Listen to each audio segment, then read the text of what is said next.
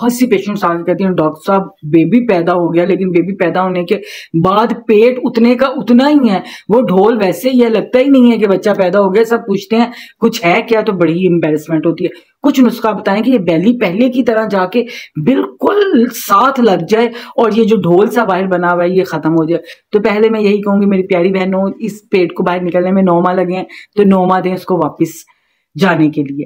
उसके बाद आपके साथ आजमूदा नुस्खा शेयर करने लगी, वो है अजवाइन का कहवा।